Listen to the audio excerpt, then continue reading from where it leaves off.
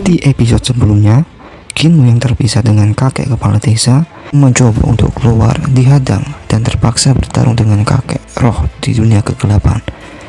Untungnya dengan metode pemulihan energi Kinmu yang dengan cara tetap bergerak menjadikan dirinya mampu memenangkan pertarungan. Kakek dari dunia kegelapan terdesak dan akhirnya mundur.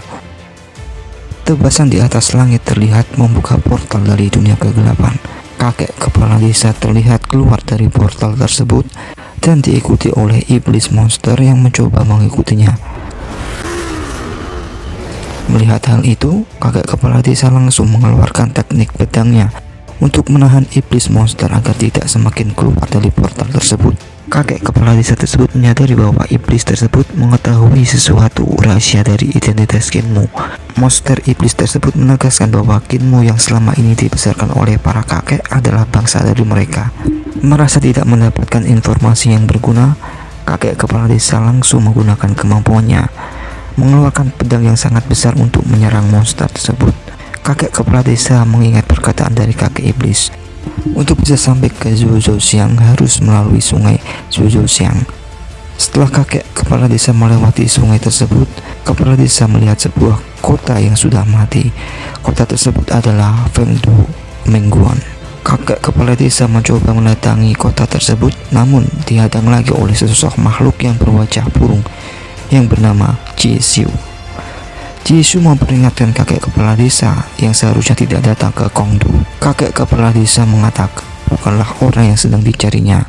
Jishu menjelaskan tugasnya adalah menangkap para penjahat yang di antara Fengdu dan Dasu. Dia menjelaskan iblis-iblis Fengdu yang jahat bukanlah penjahat Fengdu, melainkan orang-orang yang datang ke Fengdu dan keluar Fengdu itulah orang yang akan ditangkapnya.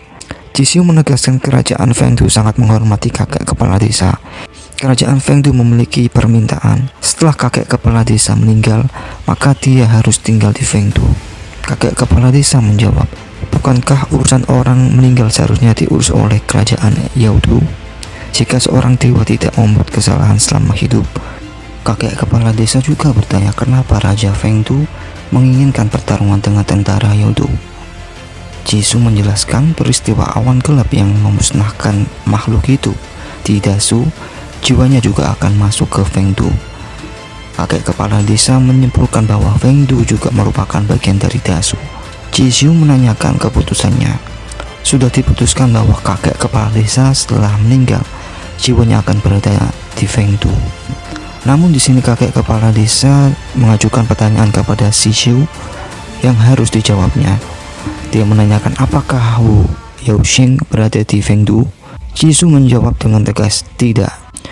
Kakek kepala desa terus menanyakan keberadaan dari Wu Yaoxiang dan apakah kapal bulu itu adalah Wu Yaoxiang. Xiu menjawab kapal bulu tersebut berasal dari Wu Yaoxiang dan di dalamnya juga terdapat arwah yang tertinggal. Karena terlalu banyak pertanyaan, Xiu langsung pergi meninggalkan kakek kepala desa dan memperingatkan untuk menepati janjinya setelah meninggal.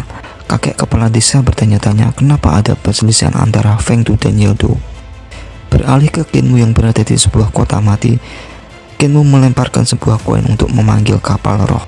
Kinmu percaya dengan kekuatan kakek kepala desa. Pasti kakek kepala desa bisa untuk keluar dari Fengdu. Terlihat kapal roh datang dengan pengemudinya. Kinmu langsung menaiki kapal tersebut dan memberikan koin kepada pengemudi kapal roh tersebut. Di saat kapal mulai berjalan, tiba-tiba dari arah bawah muncul kakek iblis dalam wujud tengkorak. Iblis tersebut langsung menyerangnya dengan melemparkan pisau. Kinmu yang melihat hal itu berhasil menghindarinya dan bersiaga dengan belatinya. Iblis tersebut memanggil pasukan tengkoraknya yang muncul dari berbagai arah ke atas kapal Kinmu. Pertarungan sengit pun tidak dapat terhindar. Kinmu dengan belatinya membabi buta menyerang pasukan tengkorak. Dia mencoba menyerang Kinmu dengan membuat pusaran air untuk mengangkat kapal Kinmu. Ketika itu Kinmu terpental dan hampir jatuh. Untungnya Kinmu masih bisa bertahan. Kinmu heran dengan pengemudi kapal yang tidak bertarung dan terus mendayung kapalnya. Kinmu mencoba menyerang kakek iblis dengan belatinya, namun dengan santainya serangan Kinmu berhasil digagalkan. Kinmu menyadari bisa menggunakan lantai kapal untuk mengecoh serangannya. Saat kakek iblis itu datang, Kinmu menginjak lantai kapal sehingga menghalangi pandangan kakek iblis. Kinmu dengan sigap melancarkan tebasan belatinya tepat ke arah kakek iblis. Namun seperti tidak bertambah apapun, kakek iblis masih dengan santai mengisap cerutunya. Setelahnya kakek iblis memanggil dua monster skeleton yang sangat besar muncul dari sungai untuk menyerang. Kinmu terus berlari menghindari serangan-serangan tersebut dan pada akhirnya menyerang, menghancurkan monster skeleton tersebut dengan belatinya. Belum sempat mendarat, Kinmu dikejutkan oleh kakek iblis yang sudah berada di belakangnya.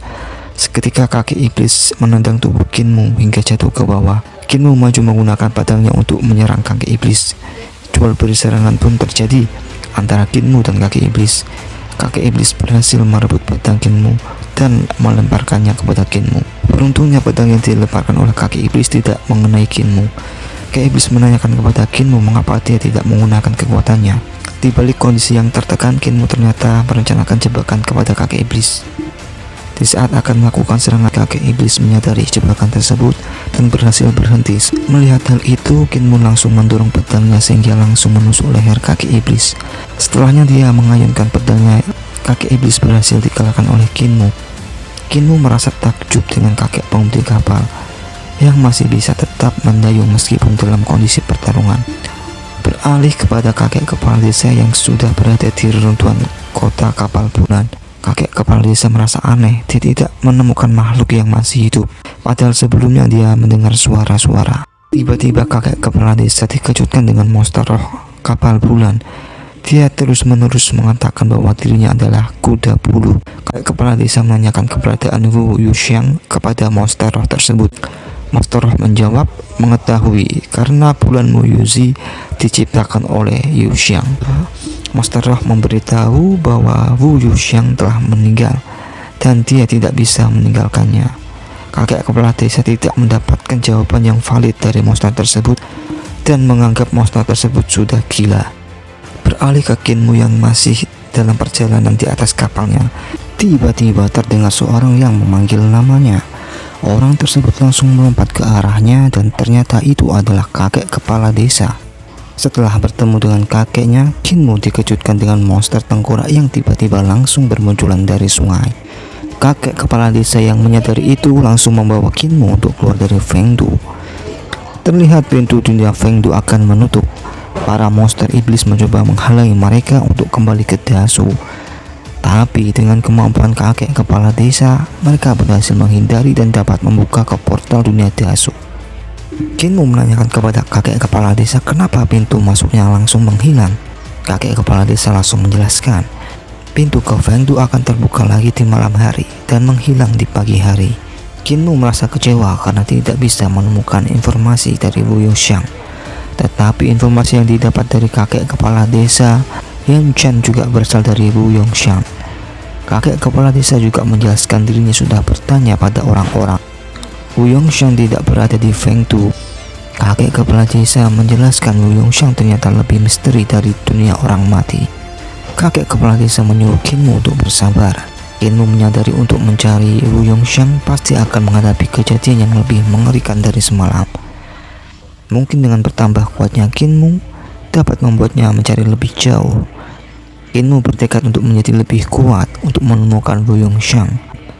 Kakek kepala desa mengangguk dan mengisyaratkan untuk kembali ke Dasu terlebih dahulu untuk mempersiapkannya. Demikian episode 30 dari Tales of Harding God.